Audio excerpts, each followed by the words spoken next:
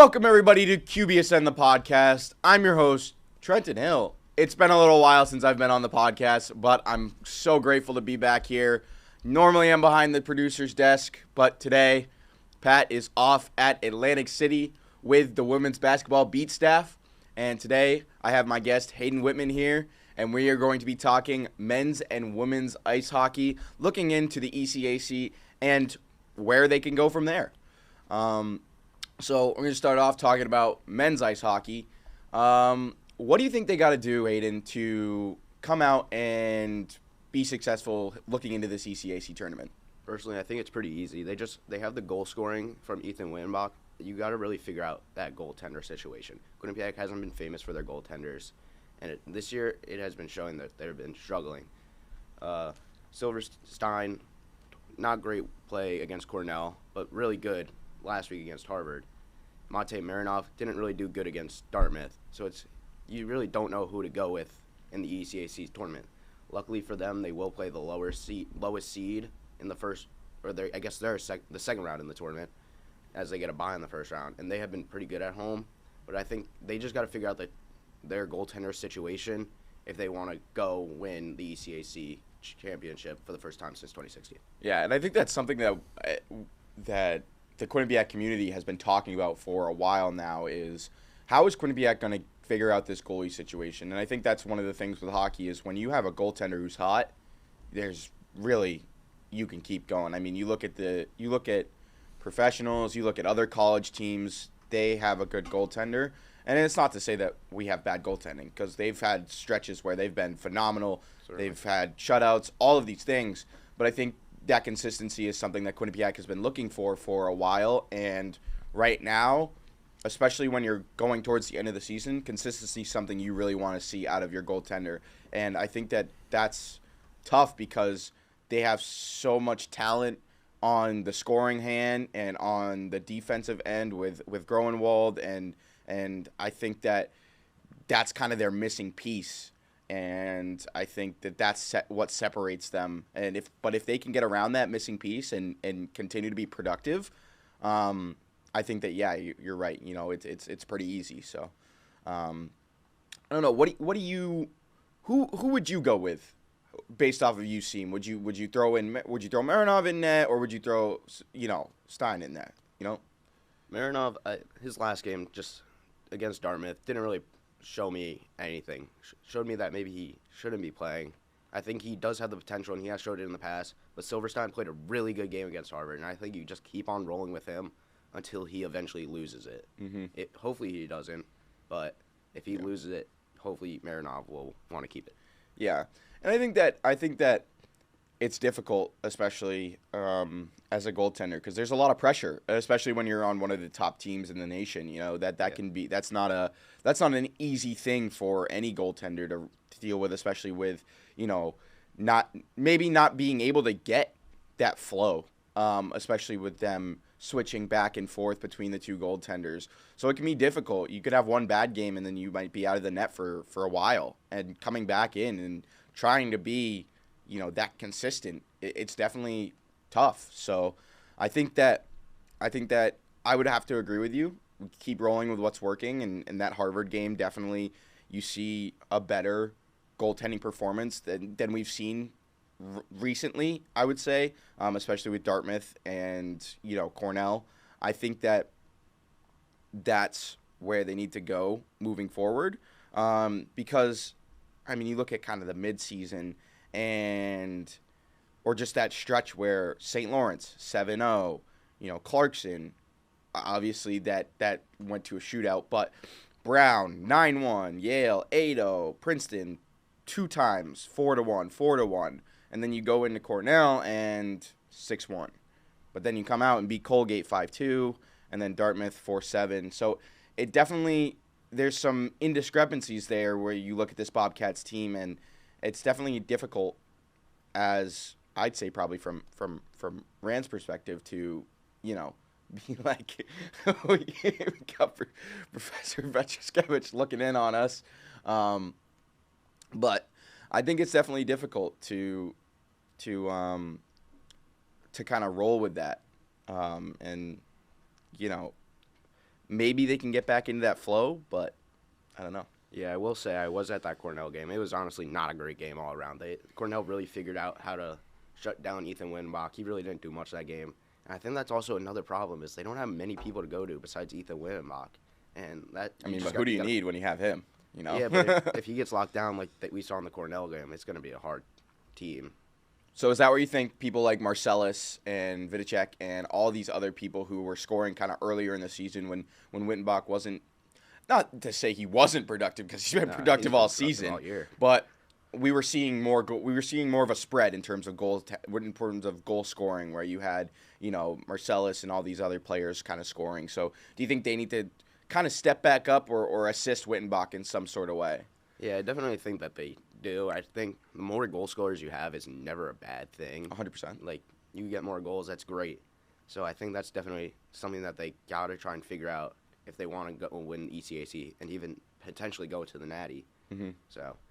So they win their 6th straight Cleary Cup, which is nothing to be, you know, obviously looked upon. Like, that's an insane thing to do, especially since it's I don't want to where I read the stat, but one of the only teams to ever do that, really, like in their division, win 6 straight. How do you feel that would give them momentum going into this tournament? You know, obviously we've been talking about the games, but what is winning something like a cup, the Cleary Cup, especially in the ECAC, give you a feeling of going in like we have this, we have this, like we're the team to beat?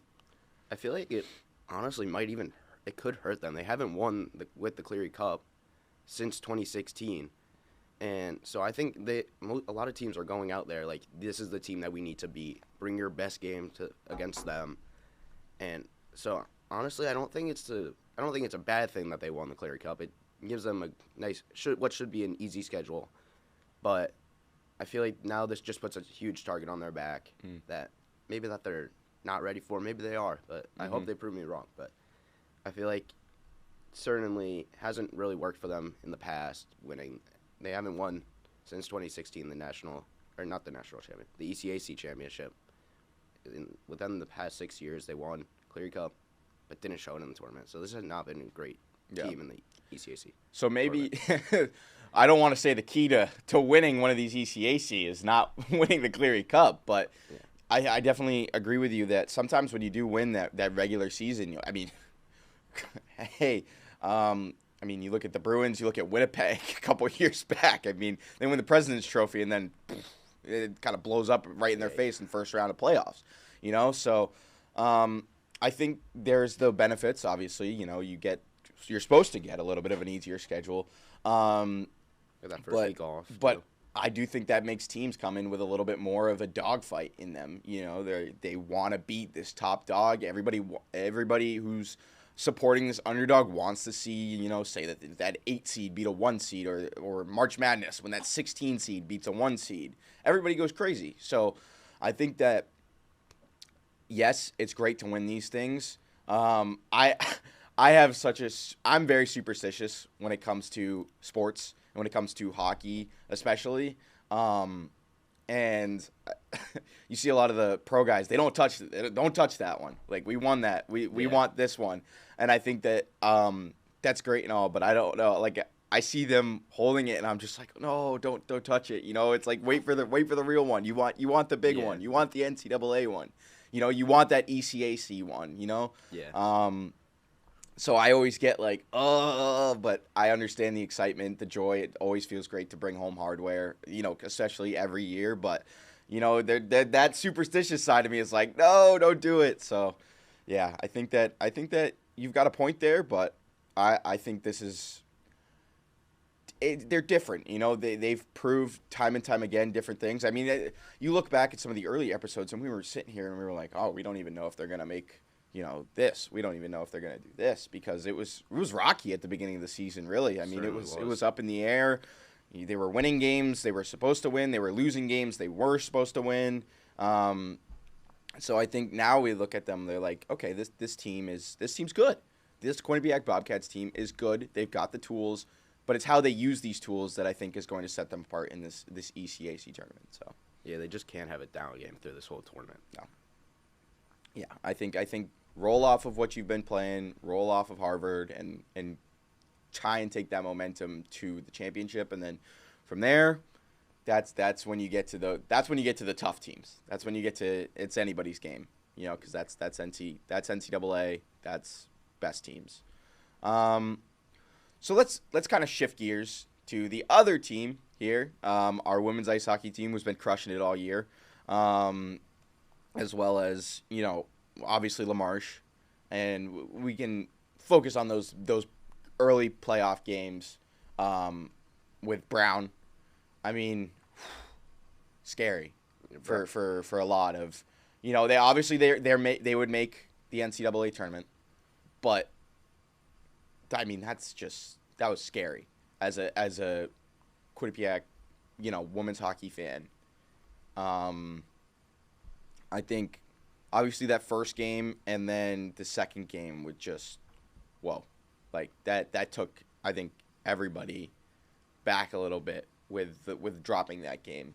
But luckily, I mean, 5-4 win. I mean, and Brown is no bad team. Let's get that completely straight. Not. But I think that there was a little bit of obviously fear because you want to people want to see this Bobcats team go, especially with what they've done this year.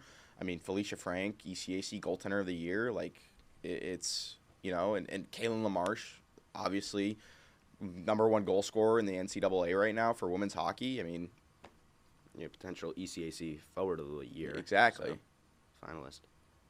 So, but as soon as I was at that Brown game, I was writing for QBSN, and as soon as Brown scored first, I knew that it was going to be a tough game for the Bobcats to win. Because do you happen to know the Quinnipiac record when opponents score first? I do not. What is that stat? It is not that great. It is 5-7-1. And yeah. Also, but on the other hand, that was only their second loss at home all year. They're 16-2-1 at that point. I believe they were 15-1-1.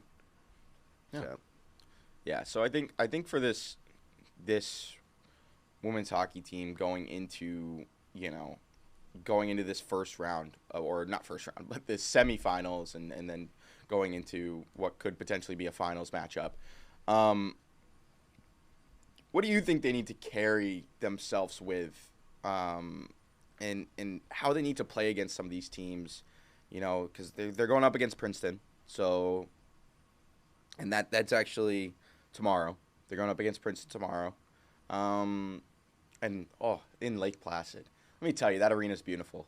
If you ever get the chance to go there, it's awesome. I played there once, in that arena. We did a Miracle on Ice tournament. It was great. So, but I see the Instagram of them, and they've got all this stuff and taking in the moments. And what do you think that does for them? What do you think they should feel going into this game against Princeton? I mean, against Princeton beat them twice throughout. It's hard to beat a team 3 times, though. But I think a lot of people are having predicting Princeton to win over Quinnipiac. But there's definitely been crazier stuff that has happened in that arena. I mean, I don't know if you believe in miracles, but I do. But I think this is going to be a tough game for Quinnipiac to pull out a victory.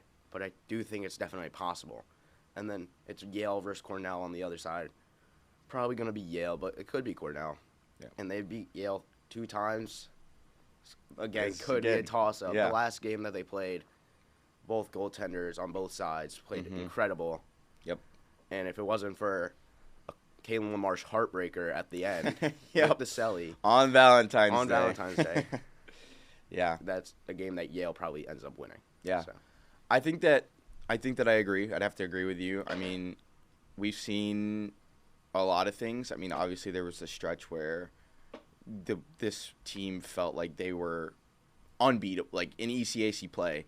I mean, when ECAC play started, even before, I mean, that when ECA play really started, I mean, Ren's RPI W, Union W, Dartmouth W, Harvard W, Colgate, Cornell, and then you play Clarkson, which was kind of a drop, and then you drop to St. Lawrence. But you come back and win in a shootout against Harvard again, and then Dartmouth, and so I think in terms of ECAC play, they've been good, but I think with playoffs, every team comes in with a different level, and I think that's one thing that hopefully this Bobcats team can do, because you've got Hulk, you've got LaMarche, you've got Ewens, all these players that we know can bring it to another level and show that. And I think that's the one thing that's different with them from the men's team is, yes, they've got Kayla Marsh, the number one goal scorer, but they've got other people who can put that puck in the back of the net with Hulk and Ewens. And Ewens on the defensive end putting the puck in the back of the net as much as she does is extremely impressive. So I think, they've got so much there. Yeah, again, though, here's the one thing. You mentioned the Clarkson drop and the St. Lawrence drop. That's a long drive north for this team. And it's pretty much right next to Clarkson and St. Lawrence, Lake Placid. So that's like the one thing. They haven't been well when they go up that far north. So I think that could maybe hinder them a little bit. Yep. But this team has overcome a lot of different obstacles throughout the season. I would have to say I agree as well. It won't be the farthest game they've ever played, especially going to Dublin. So, but I think, it's. I think after that first Brown game, it was kind of surprising. Obviously it was a 6-3 win, and then it was a 3-2 overtime loss. So I think that was kind of what was surprising. But no, I think that looking into this Bobcats team's just got to come out, play how they know how to play. And I think that's all that there is to it. I think there's no need to really make it more than it is, So, we've got a little bit more time, so we've been doing some more fun questions lately. Pat has been asking guests a little bit more fun questions. I thought I'd give it a try. I'll go with like one or two questions, then we'll call it. Right. What has been one of your favorite hockey moments this year? Either team. Maybe give me one for men's and women's. But what has been your favorite hockey moment this year? I think my favorite for women's, easily. I was on call with Spencer Decker against number 9 Yale. And that King LaMarche goal to end the game, they were down that game. That was easily one of my favorites. Especially being able to call that is just amazing. Now, the men's side, I'm going to have to look back a little bit because I think this one comes from early in the season. Probably, I wasn't doing anything for this game, but early in the season, number 7 Maine. I had my family here. It was Bobcat weekend. Yep. And although they didn't win this game, they were down 3-1 and ended up tying it, and then ended up taking it in a shootout.